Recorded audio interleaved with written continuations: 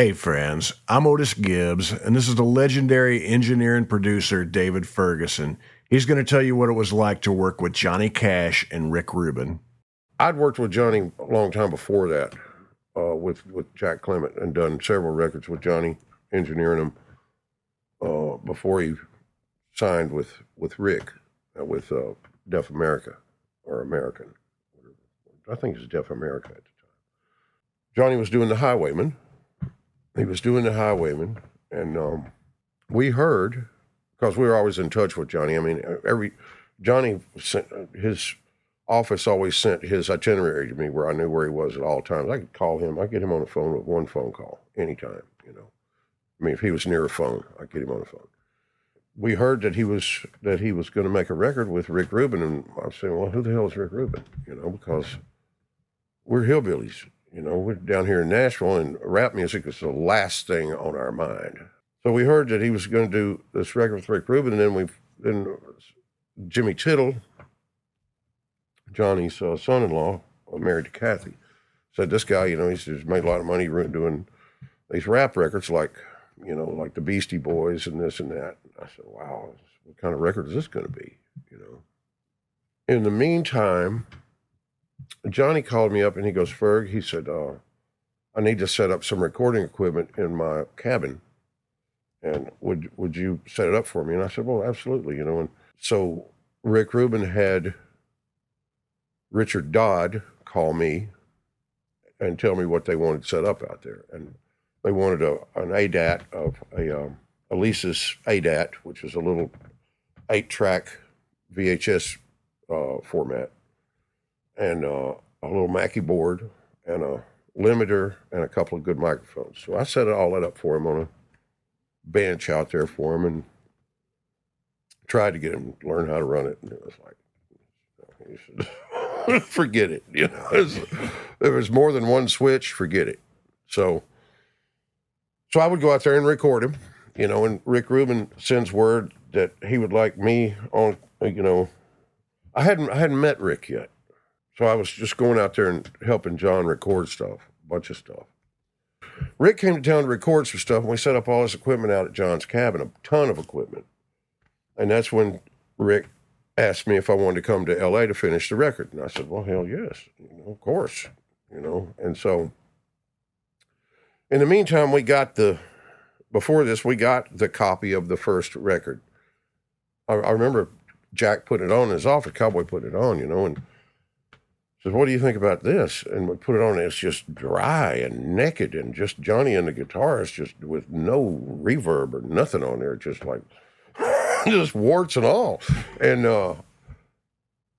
Cowboy said, here, take this upstairs and put some reverb on it. Go up and dump it in and put some echo on it. And, but it was shocking to us, the sound, because we didn't know what to do with him anymore. And it took somebody that was really looking from the outside to do something fresh on Johnny. And that's fresh was going all the way back to just him. And to make that record, man, he,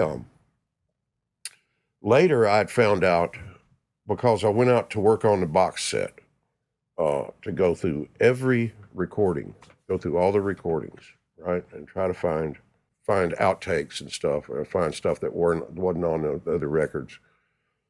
And so there was like all these recordings that he had done with different bands and stuff for that first record. But he wound up going back.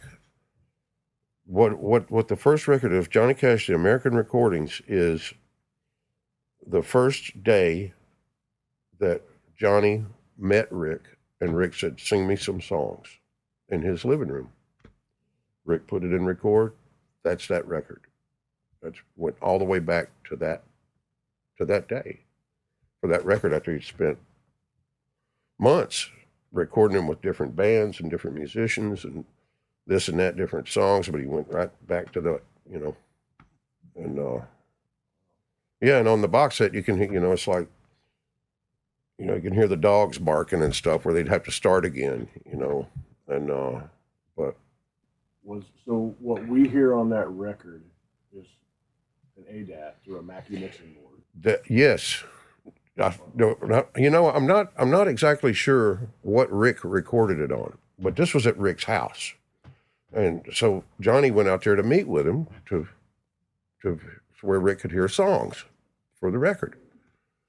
And Rick had a recording set up there, and I'm sure it was probably a U67, a really good microphone. It sounds real warm, and but I believe it was recorded on an ADAT machine, and I don't know what kind of mic pre, but Rick threw it in record, and it may have been just straight to a DAT. I'm not sure, but I can't remember.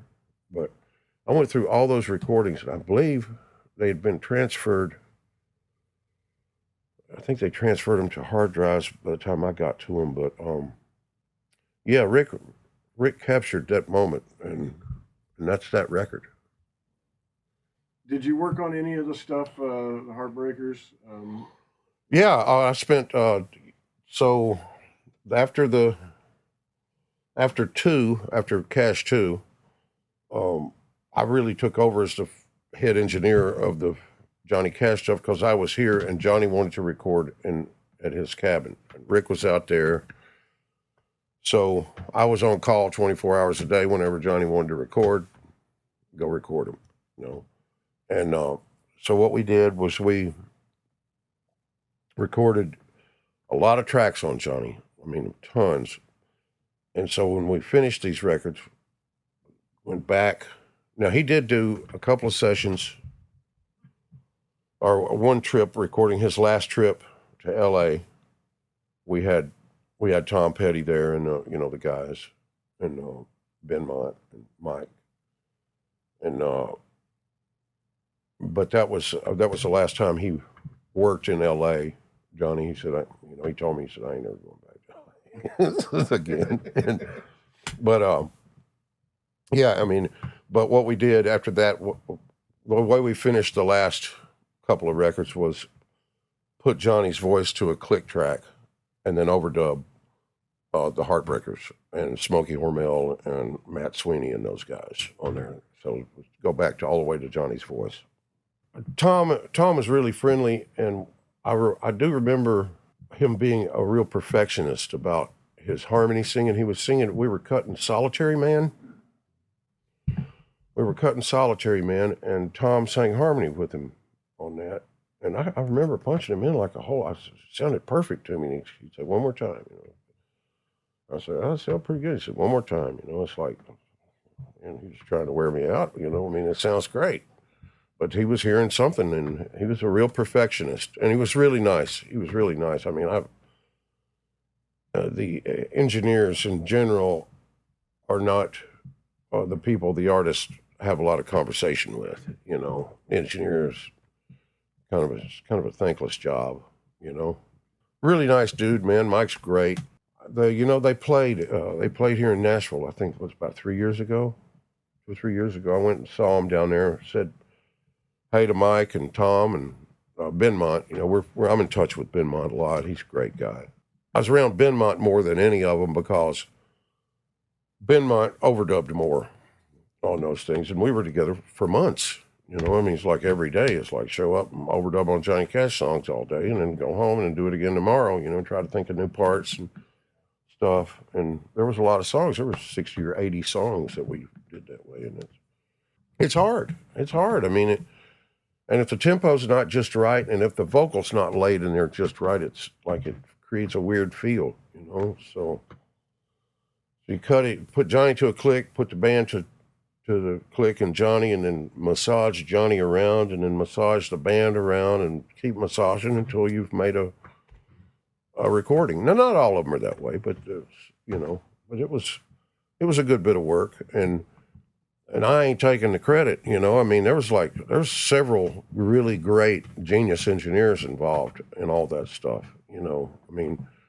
Greg Fiddleman and Andrew Sheps and some of these guys, Tom Russo, and the second engineers, the guys that were seconds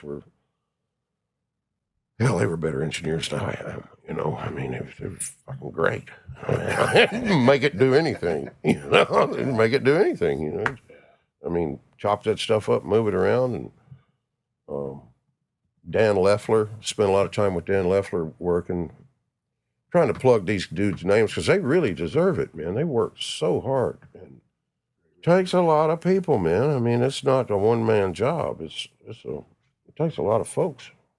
If you enjoyed this video and you'd like to see more like it, subscribe to my channel, click the like button, and tell me down below what your favorite song is off American Recordings, and I'll see you somewhere down the road.